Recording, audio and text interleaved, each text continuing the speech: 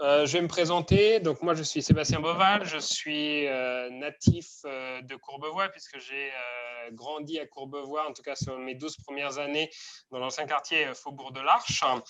Mes parents sont partis pour laisser se construire le quartier tel que nous le connaissons à l'heure actuelle. Et puis, je reproduis un peu ce que font mes parents puisque je me suis réinstallé il y a quelques années sur Courbevoie. Je suis, comme Philippe, nouvellement élu, rentré sur ce mandat auprès de notre maire Jacques Ossowski. Et il m'a confié la délégation de l'action sociale, des solidarités et de la lutte contre les discriminations. Donc, comme Philippe, je vais être assisté d'Anna Schwarzkopf pour cette présentation, qui est donc la directrice du CCAS de Courbevoie et la directrice de l'action sociale pour la ville de Courbevoie. Bonsoir. Donc, on va vous présenter de manière générale l'ensemble de la politique sociale qui est fait sur Courbevoie et qui peut être fait par une ville. Après, on pourra, sur d'autres conseils de quartier, si vous le souhaitez, rentrer vraiment de façon plus pointue sur un sujet. Vous allez voir, le champ est très vaste en termes de politique sociale pour agir au niveau d'une ville. D'abord, le Centre communal d'action sociale qu'on nomme souvent CCAS, c'est quoi? C'est vraiment le bras armé de la ville pour pouvoir mener une politique sociale. Donc sur Courbevoie, pour revenir, le Centre communal d'action sociale, c'est un établissement public qui est autonome de la ville. Alors, le maire en est bien entendu son président de droit, mais c'est un établissement public qui est une entité propre, qui a sa propre personnalité, qui a son propre budget, son propre conseil d'administration et qui fonctionne selon les règles d'un établissement public. Donc, quelques chiffres sur Courbevoie. Le Centre communal d'action sociale de Courbevoie, c'est 3 sites, c'est 30 agents, c'est un conseil d'administration qui est composé de 17 administrateurs et c'est un budget annuel de 2,6 millions d'euros. Donc, on va rentrer pour vous présenter chacun de ces items. Si on commence par les 3 sites, le site principal du CCAS de Courbevoie, c'est la mairie qui accueille la majorité des agents. On y retrouve essentiellement les travailleurs sociaux, les agents d'accueil qui permettent vraiment d'accueillir la population qui a un besoin en matière d'action sociale. On y retrouve également l'ensemble de la direction et des services support du CCAS. Donc, c'est à peu près une vingtaine d'agents qui sont présents. Le site, on est en rez-de-chaussée, derrière les services à la population, l'état civil. Et donc, on reçoit sur rendez-vous pour mener des entretiens sociaux, notamment par les travailleurs sociaux. Il y a un deuxième site qui est situé rue Carnot, donc dans le quartier de Gambetta, qui accueille à la fois l'accueil de jour, que l'on appelle l'Escale sur Courbevoie. C'est un établissement qui permet d'accueillir des personnes qui sont en héros de logement. Alors, pas que des SDF, mais ça peut être des personnes qui ont des problématiques de logement, qui sont hébergées chez les uns, chez les autres, ou qui sont hébergées par le 115. Et qui ont besoin d'avoir une adresse physique, une domiciliation. Donc, on les domicilie à cet endroit. Et ils peuvent donc venir rechercher leur courrier, mais il y a également à leur disposition, s'ils ont besoin, de quoi prendre une douche et de laver son linge. Il y a aussi un lien social qui se fait avec les agents qui sont présents sur ce site. On y retrouve également l'épicerie solidaire de Courbevoie. Donc, je ne vais pas m'étendre beaucoup puisqu'on va y revenir un peu plus tard dans la présentation pour vous expliquer vraiment le rôle de l'épicerie solidaire de Courbevoie. Et le troisième site, c'est le restaurant Vermeil qui est situé donc dans le quartier de Faubourg de l'Arche, à l'angle entre la rue de Normandie et la rue du docteur Schweitzer. C'est un restaurant qui est dédié aux personnes âgées. Donc, les personnes âgées s'inscrivent pour venir y déjeuner le midi. Et là, on y travaille vraiment le lien social avec ces personnes âgées, vraiment pour pouvoir rompre leur isolement du quotidien. ce restaurant, le Schweitzer, accueille aussi un des 5 clubs des clubs de seniors qui permet de faire des activités intérieures, notamment autour de la pause pour prendre le thé, où ils peuvent faire des activités récréatives. C'est vraiment un lieu fortement pour travailler sur le lien social et rompre l'isolement des personnes âgées. Je vais passer la parole à Anna qui va vous présenter les 30 agents du CCAS. Oui, alors effectivement, merci Sébastien. Donc, le CCAS, comme l'a expliqué Sébastien, sont dispatchés sur 3 sites, même 4 si on compte l'Escale et l'épicerie. Donc, effectivement, en mairie, vous retrouverez la direction générale. Vous avez déjà, alors ce qui est important dans un CCAS, c'est l'accueil, parce que ça c'est très très important dans un CCAS. L'accueil d'un CCAS, c'est un accueil qui se veut aussi un accueil social, où on décortique la demande de l'usager, qui n'est pas toujours très simple à décortiquer, mais voilà, c'est ce qui fait l'intérêt de nos missions. Il y a 3 agents qui sont en charge de tout ce qui est les demandes MDPH, portage de repas, les aides sociales, tout ce qu'on va appeler les aides sociales légales. On va y revenir un petit peu plus tard. Et les aides sociales facultatives du CCAS. Donc, vous avez 3 agents de guichet. Ensuite, il y a un pôle comptable et un pôle administratif avec 5 agents. Une personne qui va être en charge des demandes d'ouverture de droit RSA et de la domiciliation. 6 travailleurs sociaux. Alors, c'est une des particularités du CCAS de Courbevoie, parce que tous les CCAS n'ont pas des travailleurs sociaux en interne. Donc, on a, nous, cette chance d'avoir 2 assistantes sociales et 4 conseillères en économie sociale et familiale. C'est vraiment une vraie richesse pour une collectivité d'avoir ce type de profil en interne. Nous avons aussi un service des aînés. Donc avec 2 agents et après d'autres agents qui sont sur les autres sites de la ville, qui sont plutôt des agents techniques, des agents de restauration, par exemple au restaurant Vermeil. Donc on a 4 agents de restauration ou sur l'épicerie et l'accueil de jour, ce sont soit des agents administratifs, soit des agents techniques. Donc au sein du CCS, on a différents pôles, soit des agents administratifs, soit des agents techniques, mais avec plusieurs filières qui se côtoient et qui travaillent ensemble.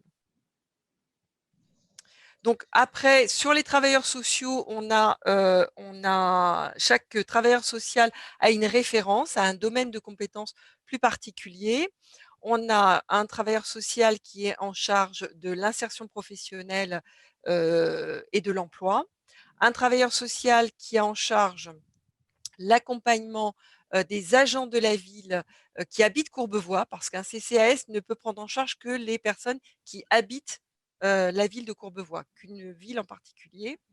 Nous avons aussi une personne en charge de toutes les questions d'autonomie, que ce soit pour les seniors ou pour les personnes en situation de handicap.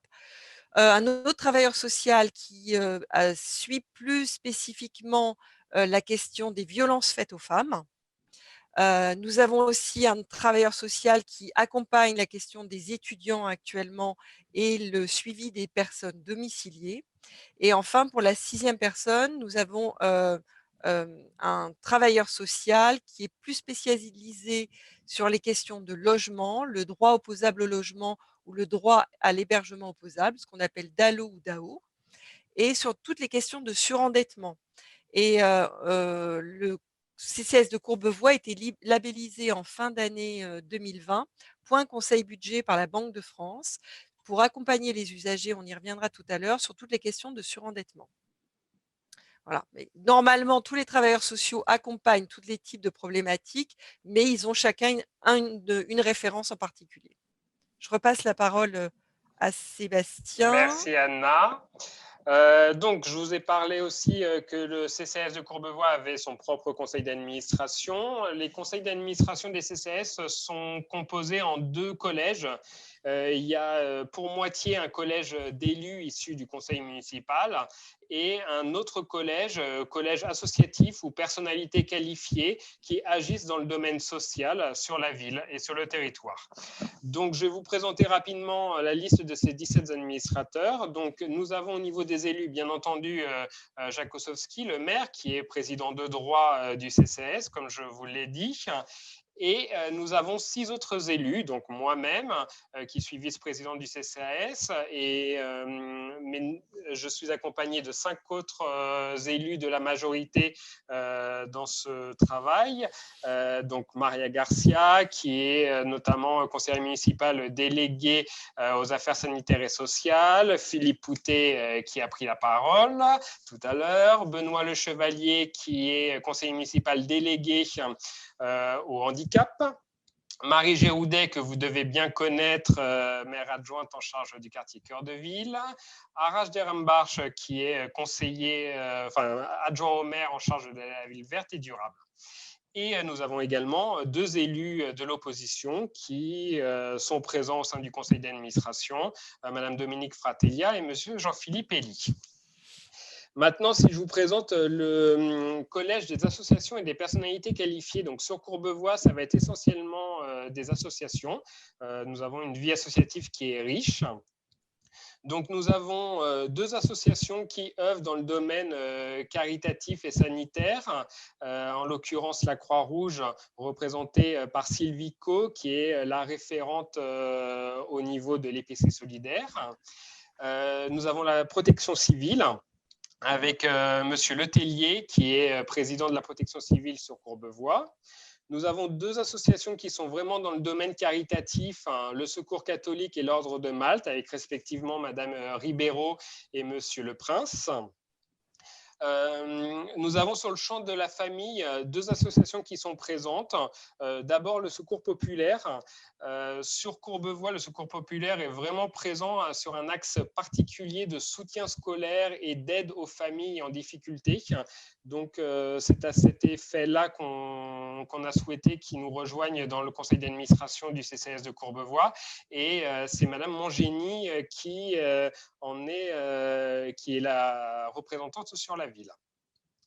Nous avons aussi une petite association purement courbevoisienne, Questions d'enfance et paroles de parents, qui accompagne sur les questions liées au soutien à la parentalité et des questions sur la psychologie des enfants dans l'éducation.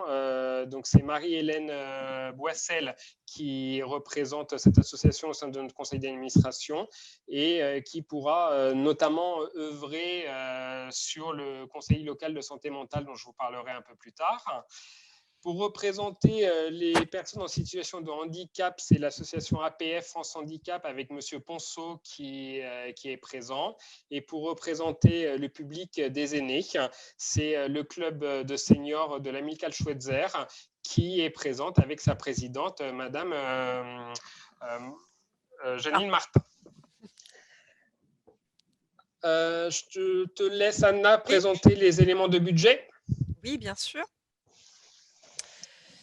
Donc, effectivement, alors le CCAS, c'est comme l'a expliqué tout à l'heure Sébastien Beauval, est un établissement autonome indépendant. Alors, pour rappel, c'est un établissement qui est obligatoire dans toutes les communes de France de plus de 1500 habitants. Soit après, ce sont des centres communaux ou des centres intercommunaux, mais c'est un établissement qui est obligatoire. Donc, à partir de 1500 habitants, chaque ville doit avoir un CCAS. Donc, c'est en plus une vraie spécificité puisqu'il y a très, très peu d'établissements, si ce n'est c'est une spécificité de la France d'avoir des établissements qui arrivent à mélanger aussi bien des élus d'une collectivité et le domaine associatif à part égale. Donc ça, c'est vraiment une spécificité française qui est très intéressante. Donc effectivement, le CCAS est un établissement autonome indépendant. Cependant, il bénéficie pour son fonctionnement d'une subvention. La plupart du temps, c'est le revenu principal et en l'occurrence, la subvention, elle est municipale. Donc, c'est la part la plus importante du budget du CCAS. Après, à cela s'ajoutent d'autres types de recettes qui sont liées soit à des actions qui sont portées, par exemple, pour le compte du département.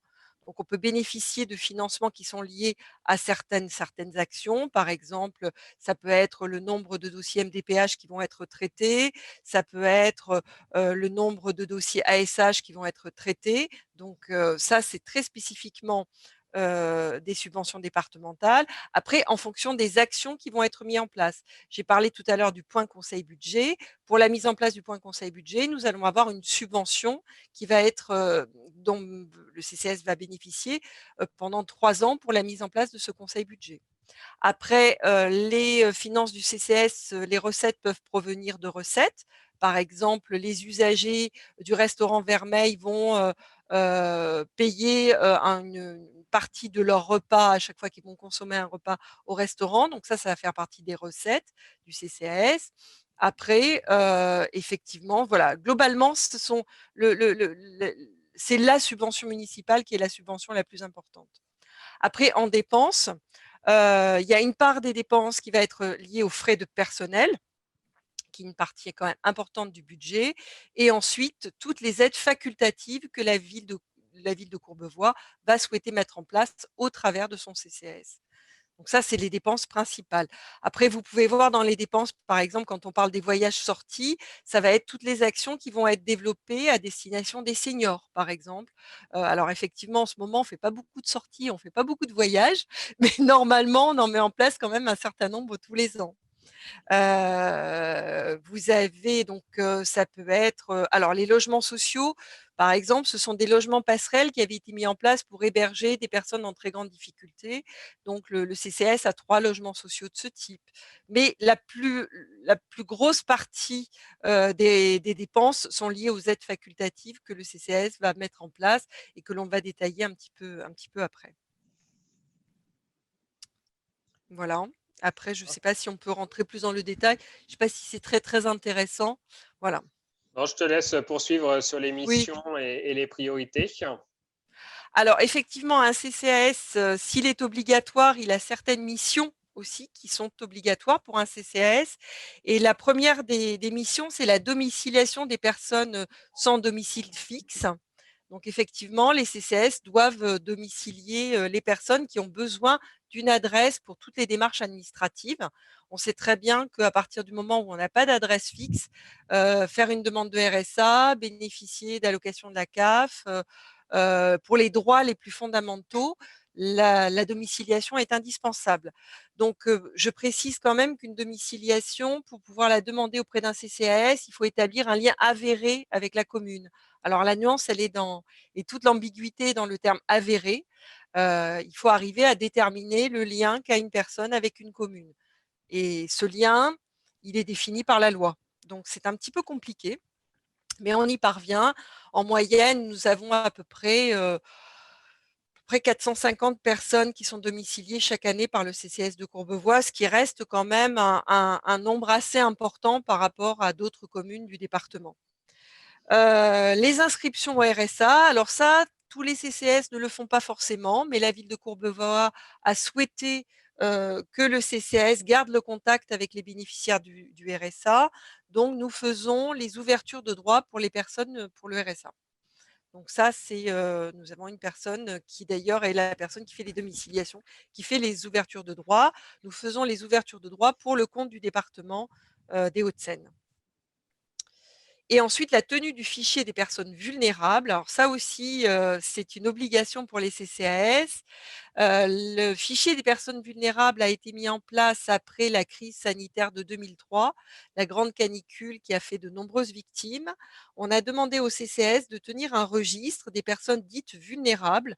Alors soit ce sont la plupart du temps et la plus grande partie sont des personnes quand même âgées de plus de 65 ans, mais ça peut être aussi des personnes en situation de handicap. Donc les personnes doivent faire une demande d'inscription au fichier. Cette demande peut être faite aussi par un tiers, par exemple la famille ou des voisins. Et ensuite, ce fichier des personnes vulnérables peut être utilisé en cas effectivement de crise sanitaire comme une canicule, peut être aussi utilisé en cas d'une inondation, par exemple dans une partie de la ville, et a pu être aussi utilisé dans le cadre de la crise sanitaire liée à la Covid, puisque l'important, c'est que le CCS ait un contact avec toutes ces personnes. Donc, en général, l'option qui est prise par les CCAS, ce sont des appels réguliers auprès de ces usagers inscrits pour savoir si cette personne sont en bonne santé, si elles ont besoin de quelque chose, etc. Le CCS de Courbevoie, pendant chaque été et durant toute la crise du Covid, a fait des appels quasi quotidiens auprès des personnes inscrites sur le fichier et ça représente à peu près 300 personnes inscrites annuellement. Peut-être slide suivante? Au niveau des missions facultatives, je vais te laisser Je les présenter une à une rapidement, mais Oui, elles sont l'avantage d'un CCS, c'est que on a une certaine liberté pour pouvoir mener vraiment la politique sociale la plus adaptée à notre territoire, et chaque ville a la possibilité de choisir vers quel type de mission il souhaite travailler. Donc, je te laisse les présenter rapidement, Anna. Oui, rapidement, les missions facultatives d'un CCS, on va dire que c'est ce qui est le plus intéressant presque dans un CCS, puisque ça va donner la couleur et la forme que va souhaiter la ville, en fait. Il n'y a aucun CCS qui a les mêmes aides facultatives. Donc le gros, je dirais, des aides facultatives, ce sont les aides alimentaires qui peuvent prendre différentes formes. Ça peut être soit des aides sous forme de CAP. Les CAP, ce sont des chèques d'accompagnement personnalisés comme des chèques déjeuner. C'est exactement la même chose. D'ailleurs, c'est le même groupe qui nous les fournit, un groupe assez connu, d'une valeur faciale de 10 € et qui sont donnés aux personnes pour qu'elles puissent effectuer leurs achats dans des commerces courants, qui peuvent être des grandes enseignes de supermarchés ou des enseignes de quartier.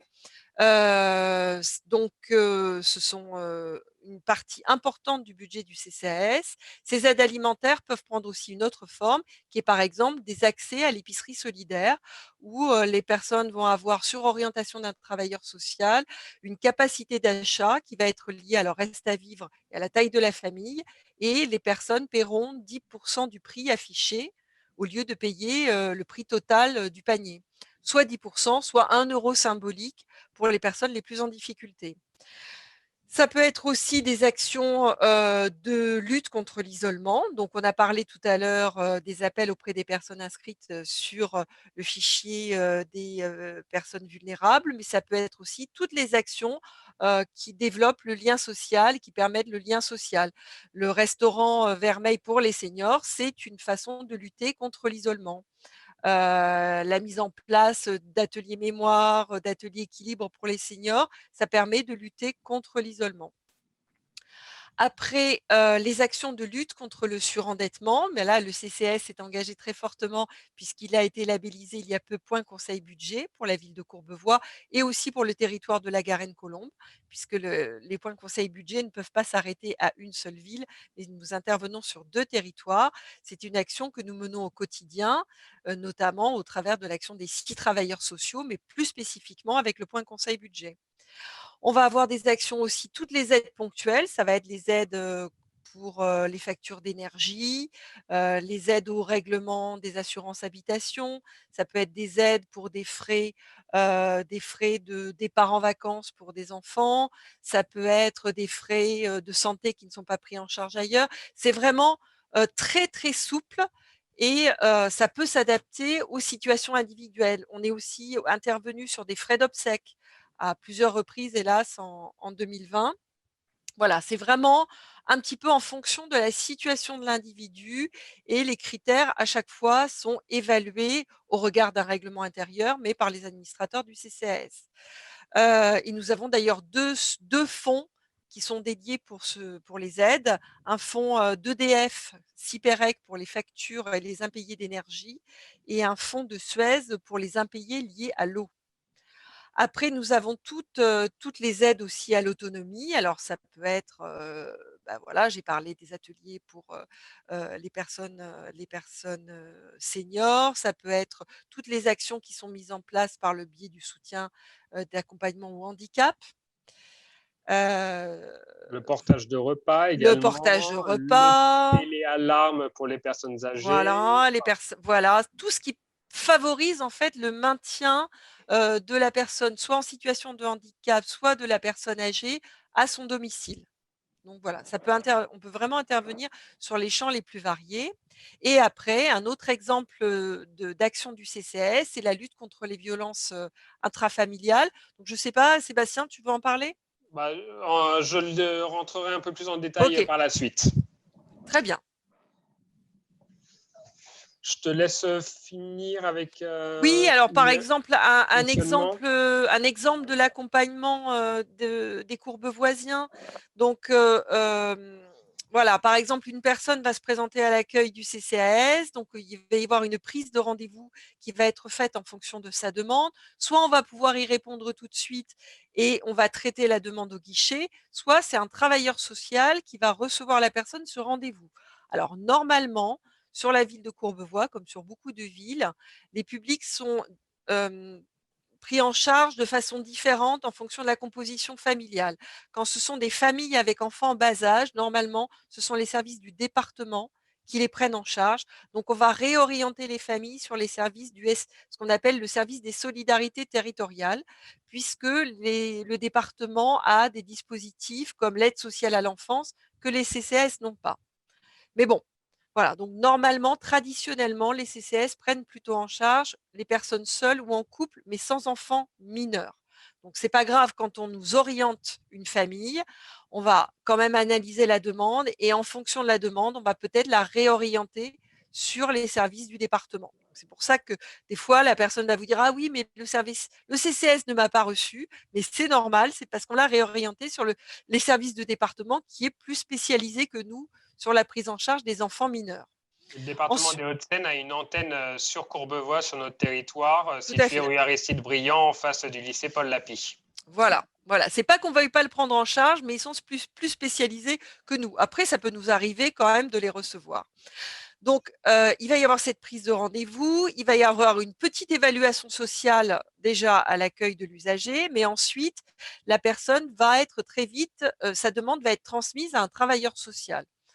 En général, la personne il va y avoir un premier contact téléphonique, je dirais ça va aller assez vite, sous, 8 jours et le rendez-vous peut être accordé avec un travailleur social sous une semaine ou une quinzaine de jours. Ça dépend, de la file d'attente de chaque travailleur social. Après, en fonction de ça, le travailleur social va faire une évaluation complète de la demande de la personne, qui peut être vraiment très, très variée, qui peut aller effectivement de la demande d'hébergement d'urgence à, un besoin d'ouvrir des droits RSA, domiciliation, ça peut être aussi toutes les demandes auprès du département, mais ça peut être aussi une demande, heu, d'aide financière qui va être formulée auprès des administrateurs du CCAS. Donc là, on va prendre en compte toutes les ressources de la personne, toutes ses charges, et on va déterminer un reste à vivre. Et en fonction de ce reste à vivre, des aides vont pouvoir être sollicitées auprès du CCAS. Le dossier va être inscrit à la commission. Il y a une commission toutes les semaines, tous les lundis soirs à 17 h, à laquelle un certain nombre d'élus participent, dont Monsieur Poutet d'ailleurs, très régulièrement. Donc, le dossier va être présenté par les travailleurs sociaux, soit du CCAS, soit par la direction quand ce sont des structures extérieures. Donc, on va pouvoir recevoir des demandes d'aide financière, par exemple du département, du SST de la commune. Ça peut être aussi de centres d'hébergement, d'associations, de l'UDAF, pour ceux qui connaissent les UDAF.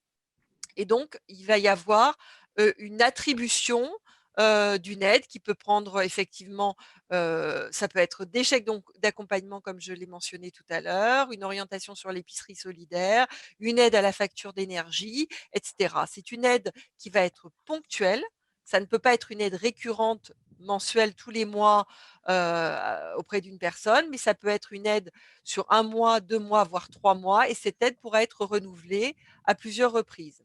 Mais quand je dis ponctuel, c'est-à-dire qu'on ne pourra pas, par exemple, prendre en charge le pass Navigo d'une personne tous les mois, toute l'année, pendant plusieurs années. Ça, ce n'est pas possible. Donc la notification, ensuite, la personne va recevoir la notification, soit de la part de son travailleur social directement, que ce soit le travailleur social en interne au CCAS ou par celui du département, ou par courrier que nous allons adresser à la personne.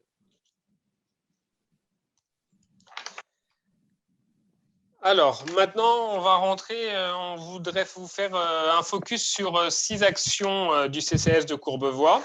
D'abord, je vais vous présenter l'épicerie solidaire. On vous en a parlé assez régulièrement depuis le début de cette présentation et de notre intervention.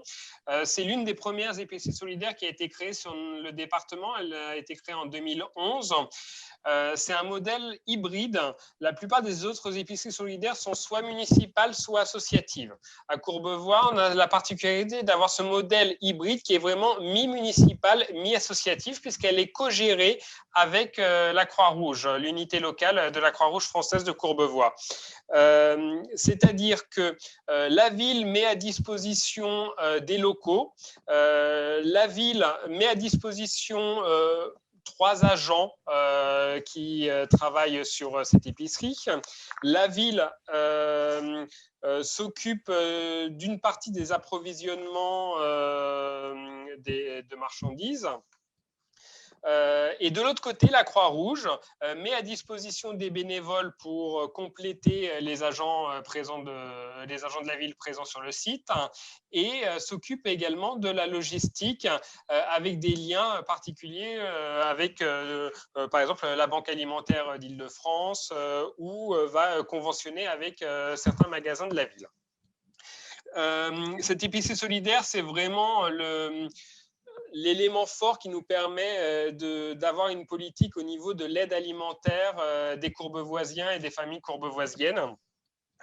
Donc, une fois que les agents et travailleurs sociaux reçoivent des personnes qui sont en situation difficile, notamment sur le point alimentaire, on leur octroie une capacité d'achat. Et donc, cette capacité d'achat, la personne peut choisir vraiment les produits qui lui correspondent. Donc, il y a des produits alimentaires, bien entendu, frais et secs, des produits d'hygiène, des produits bébés. Et donc, l'épicerie solidaire de Courbevoie, c'est une épicerie, une des fiertés que l'on a, c'est qu'elle est ouverte 10 demi-journées par semaine, qui permet vraiment de recevoir un grand nombre de personnes. C'est presque 600 familles qui sont reçues chaque année à l'épicerie solidaire et ils sont reçus sur rendez-vous après que leur admission ait été validée par la commission d'attribution des aides sociales à la population. Le coup de pouce aux étudiants. Donc, la ville de Courbevoie, via son CCS, s'est dotée depuis quelques années d'un fonds d'aide aux jeunes qui permet de venir vraiment en aide pour les jeunes qui rencontrent des difficultés. Ce fonds d'aide aux jeunes, on peut l'activer pour venir aider certains jeunes à payer leurs frais de scolarité, payer leur loyer. Vous pouvez naturellement le comprendre qu'avec la crise sanitaire que nous vivons à l'heure actuelle, ce fonds d'aide aux jeunes a été fortement mobilisé sur l'année 2020 et 2021. Moi, depuis que j'ai pris mes fonctions, j'ai vu énormément de dossiers passer en commission sur lesquels nous avons donné des retours favorables, notamment sur de l'aide alimentaire. Après, vu la multitude des dossiers qui sont apparus et qui sont arrivés au niveau du CCAS, on a ressenti le besoin de simplifier nos démarches et pour faciliter l'accès à l'épicerie solidaire aux jeunes étudiants présents sur la ville. C'est ainsi qu'on les a sortis du process naturel de notre commission où ils ont simplement à justifier d'une domiciliation sur la ville et d'être étudiants. Et depuis le mois de février, on dédie un samedi sur 2 une demi-journée dédiée à l'aide alimentaire pour les jeunes. Il faut savoir qu'on est sur 20 à 25 étudiants courbevoisiens qui viennent fréquenter l'épicerie solidaire à l'heure actuelle. Et cette raison est principalement liée au fait qu'ils n'ont plus les petits jobs étudiants qui leur permettaient de mettre un peu de beurre dans les épinards, si on pouvait dire, puisque voilà, les restaurants et les bars, quand ils ne peuvent plus être serveurs dans des restaurants ou des bars, puisque cette activité est totalement arrêtée depuis plusieurs mois, même le babysitting qu'ils pouvaient faire avec le développement du télétravail et le fait qu'on puisse moins sortir en soirée font que cette source de revenus est aussi tarie pour eux. Donc voilà, on a vraiment voulu faire une vraie aide auprès de ce public d'étudiants. Et bien sûr, l'aide, elle ne se limite pas à l'aide financière ou l'aide alimentaire. Quand on détecte à l'IPC solidaire des vrais problèmes d'isolement, on travaille en collaboration avec la direction de la jeunesse et notamment on les réoriente vers l'e-collectif qui leur permet voilà, de pouvoir travailler, de pouvoir aussi rencontrer d'autres jeunes, des agents de la ville qui ont l'habitude de travailler avec les jeunes. Et de les sortir de leur chambre d'étudiants pour pouvoir rompre leur isolement qui s'est créé lié à cette crise sanitaire. Également, depuis le mois de décembre, nous avons créé une réserve solidaire à Courbevoie. Cette réserve, elle vient d'un besoin qui nous a été exprimé par la population de la ville de vouloir vraiment s'engager en local sur le territoire pour venir en aide au plus proche des habitants qui rencontrent des difficultés. Notamment pendant le premier confinement, beaucoup de personnes se sont retournées face à la ville et face au CCAS en se disant voilà, j'ai du temps à donner, comment je peux venir aider vraiment au plus près les habitants de Courbevoie qui rencontrent des problèmes. Donc, on a décidé de créer cette réserve solidaire. D'ailleurs, si vous souhaitez en faire partie et être un des volontaires de la réserve solidaire, on vous accueillera avec grand plaisir. Cette réserve solidaire va travailler sur des actions qui visent à lutter bien sûr contre l'exclusion, lutter contre l'isolement des personnes âgées ou des personnes fragiles et favoriser l'autonomie. Toutes les actions que l'on va proposer, ça va être des actions qui vont se mener en groupe. On ne souhaite pas laisser seuls des volontaires avec des personnes qui sont en situation de difficulté, à la fois pour préserver les uns et les autres. Mais voilà, les actions que l'on pourra proposer, ça peut être la première action que l'on a faite avec la réserve solidaire, ça a été la collecte alimentaire des Restos du Cœur en mars dernier, en début de mois. Mais on pourra, au moment où les bars et restaurants réouvriront, imaginer faire des tea time avec des personnes âgées isolées. On pourra imaginer faire des actions auprès de familles qui ont du mal à partir en vacances en partant une journée à la mer et en ayant les volontaires qui viendraient encadrer ces familles qui partiraient en vacances. Voilà, donc ce sont ce type d'actions-là sur lequel la réserve solidaire pourrait être mobilisée. À l'heure actuelle, c'est près d'une cinquantaine de bénévoles, de volontaires courbevoisiens qui se sont inscrits sur cette réserve solidaire qui date de quelques mois puisqu'elle a été lancée, comme je vous l'ai dit, en décembre dernier.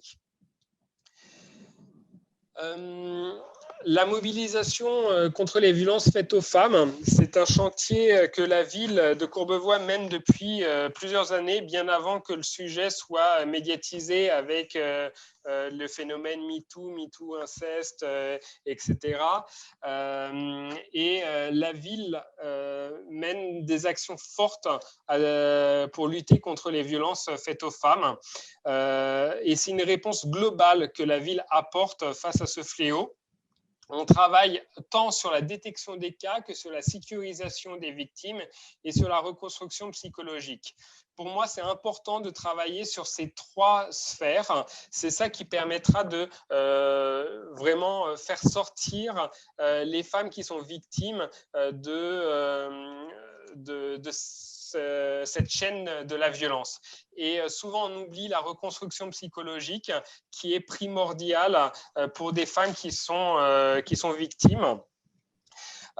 Donc sur la détection des cas, nous avons le travailleur social qui est référente sur cette question, qui qui nous permet d'agir fortement. Nous travaillons avec l'ensemble des services sociaux pour aider à détecter les cas et pour pouvoir leur apporter une réponse globale. Nous sommes en lien aussi avec d'autres services de la ville. Je pense à la maison de la famille qui peut aussi pouvoir détecter les cas. Et donc, on travaille en collaboration étroite pour pouvoir leur apporter la réponse adéquate à leur situation.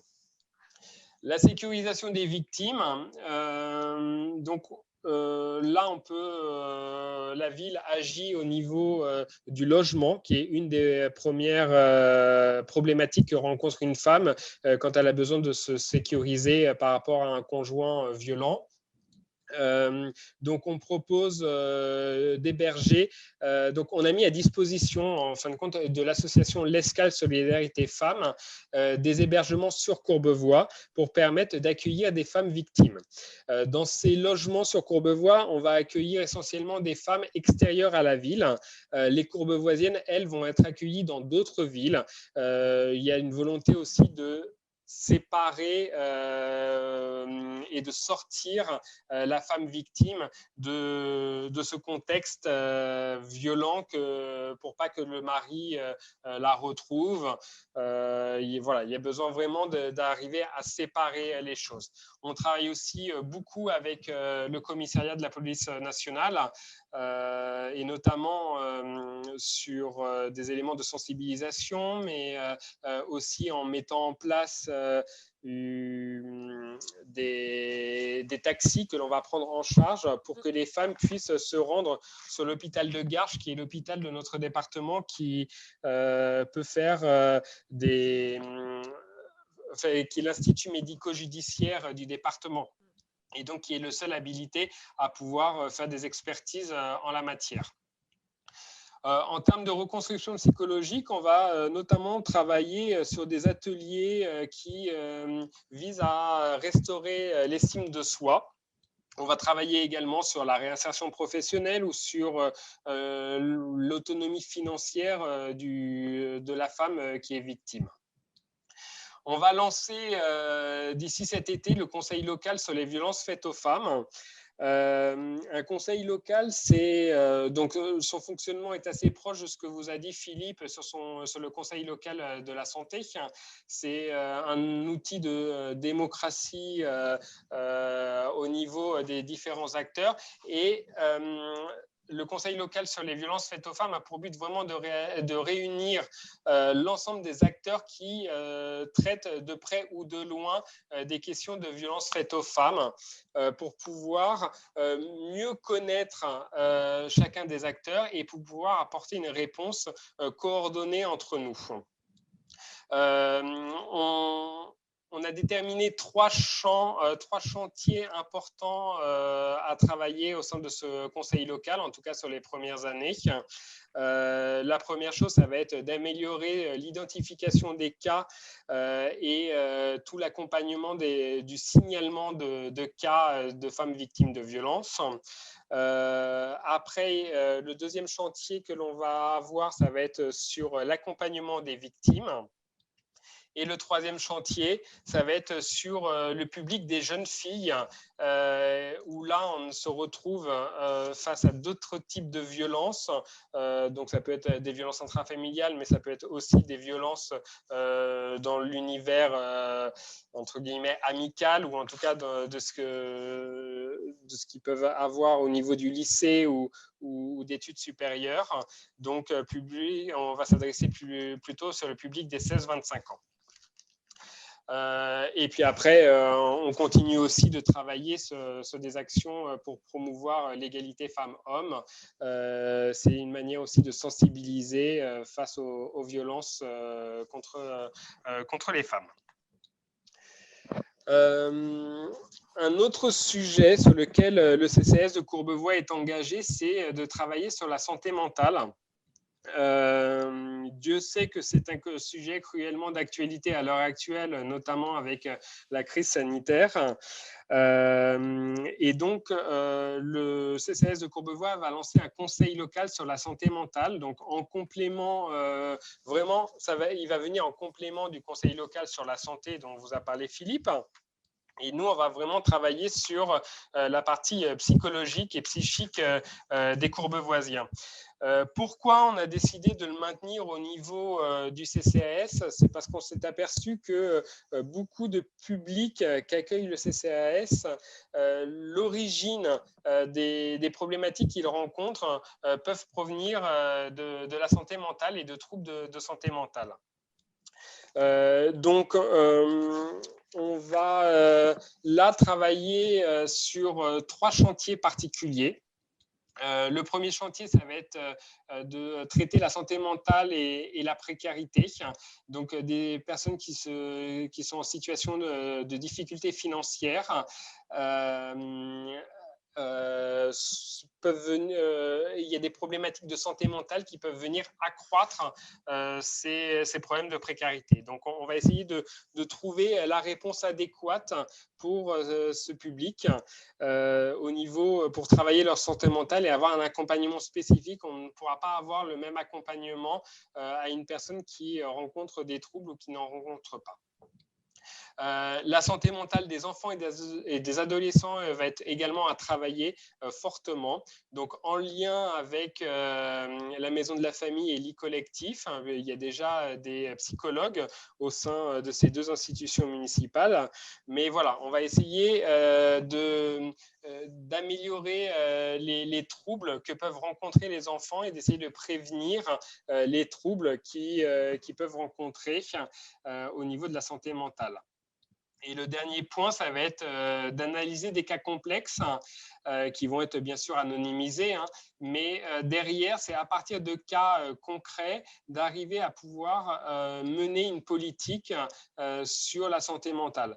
Par exemple, un trouble de voisinage lié à de la santé mentale, lié à des troubles de santé mentale, quelle est la réponse que l'on va pouvoir apporter? Quels sont les éléments de prévention que l'on pourra avoir au sein de certaines résidences, notamment auprès de l'OPH de Courbevoie Habitat, pour pouvoir ne pas renouveler ou en tout cas répondre en amont en termes de prévention sur ces situations-là pour améliorer la qualité de vie à la fois des personnes qui rencontrent ces troubles et des personnes qui sont autour. Le dernier point et le dernier focus que je voulais vous faire, c'est sur le point conseil budget. Donc effectivement, le CCAS de Courbevoie travaille sur une politique forte au niveau du surendettement où on monte des dossiers auprès de la Banque de France pour des Courbevoisiens qui se retrouvent en situation de surendettement. Sur les cas que l'on suit au niveau du CCAS de Courbevoie, on peut prescrire ou les inciter à suivre des ateliers de suivi de budget pour pouvoir arriver à mieux gérer leur budget familial. Il y a des situations sur lesquelles il suffit simplement de réapprendre à prioriser les dépenses de certaines familles pour pouvoir, en tout cas, ne pas arriver à des situations aussi complexes que ce que l'on peut voir chez certaines familles.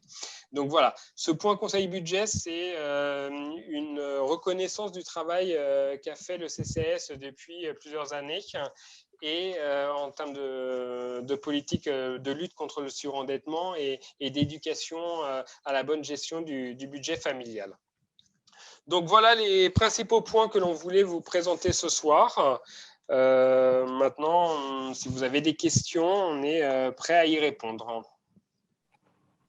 Merci beaucoup Sébastien, merci beaucoup Anna pour votre présentation. On a reçu beaucoup de messages en disant que c'était très clair et très complet. Donc, il y avait Marie qui avait une précision qu'elle souhaitait donner. Alors, je vais lui laisser la parole. Vas-y Marie. Oui, merci Laetitia. Moi, c'était plus un témoignage. En fait, comme je participe aux commissions, déjà, je voulais dire que c'est un travail remarquable qui a été fait en amont par les équipes qui reçoivent les différentes personnes en difficulté et en souffrance. Et on s'aperçoit qu'il y a quand même des gens qui ont besoin du CCAS et des travailleurs sociaux. C'est vraiment un travail remarquable. Et ce que je voulais préciser, parce que je pense que c'est important, c'est que tous les dossiers que nous étudions, ils sont anonymes. Ah oui, tout Et à fait. donc, voilà, et je pense que c'est vraiment voilà, je voulais vraiment le dire. Ce sont des dossiers et donc les aides que nous apportons, on les apporte, j'allais dire à un numéro, en sachant que derrière, il y a des êtres humains.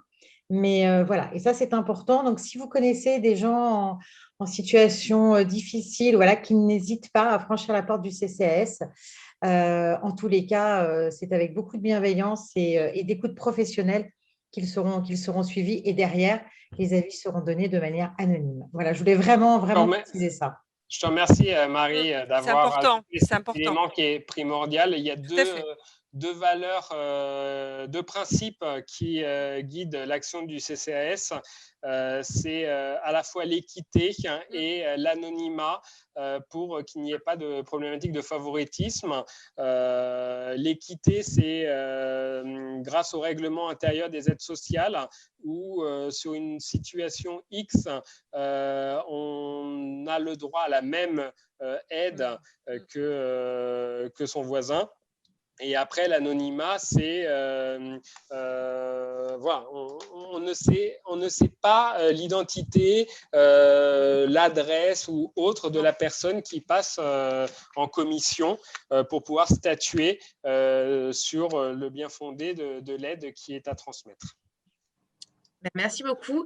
Il y avait une question de Monsieur Lahaye qui demandait si le budget du CCAS était à l'équilibre et s'il avait augmenté par rapport aux années précédentes, justement face au contexte. Alors, c'est un budget qui est naturellement à l'équilibre. Ah oui, il le De doit. toute façon, Il est obligé. Il ne peut pas être dans le déséquilibre. Comme les miens, hein, Non, donc, non, voilà. il peut pas être en déséquilibre. C'est pas possible. En comptabilité publique, c'est pas possible. S'il y avait des dépenses supplémentaires, Ouais, on devrait demander une subvention exactement. complémentaire à la ville pour pouvoir assurer la politique. Le budget est en augmentation depuis plusieurs années. D'année en année, ce budget est en augmentation. Faut dire aussi que sur cette année qui a été assez compliquée, 2020, début 2021, nous avons jamais laissé des Courbevoisiens dans la difficulté. Il y a eu l'agilité des travailleurs sociaux du CCS qui a permis à chaque fois de trouver la bonne réponse pour l'ensemble des habitants qui se retrouvaient en situation difficile. Et nous avons aussi dégagé une liberté financière puisque, comme Anna vous l'a dit, nous avons fait beaucoup moins d'activités de lutte contre l'isolement, de voyages, de sorties. Et ces budgets-là ont pu être réattribués sur des besoins de secours et d'aide sociale. Donc voilà. On arrive à couvrir l'ensemble des besoins et c'est vraiment un point que me demande Monsieur le maire de ne laisser aucun habitant dans la difficulté. Après, on a même voilà, on s'est réinventé pendant cette crise sanitaire. Notamment en faisant du portage de médicaments pendant le premier confinement. Voilà, on a réinventé l'ensemble de nos process et le CCAS de Courbevoie, je peux le dire puisque en plus je n'étais pas élu à l'époque, n'a pas fermé pendant l'ensemble des confinements que l'on a connus pour pouvoir répondre à tous les besoins des personnes. Et souvent, on était la dernière institution sociale sur laquelle ils pouvaient avoir un contact humain puisque d'autres ne recevaient plus de public. peut-être juste en complément, c'est vrai qu'on parle d'aide financière, c'est très, très important et effectivement, on ne refuse pas enfin voilà, si les gens sont dans les critères, et quand les dossiers ont été présentés, finalement, il y a très peu de dossiers qui reçoivent un refus. C'est très rare, hein, dans le nombre de dossiers qui sont présentés.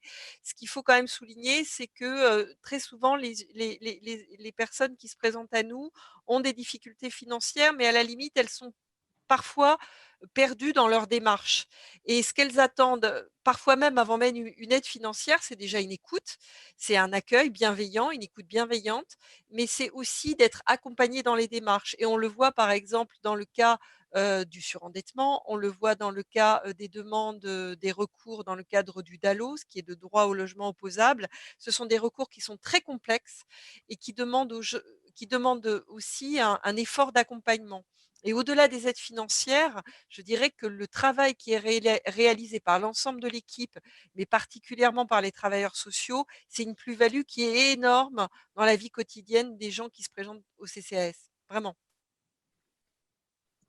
Eh bien, merci beaucoup pour cette présentation. Merci à tous d'avoir participé Merci à vous. à cette réunion plénière.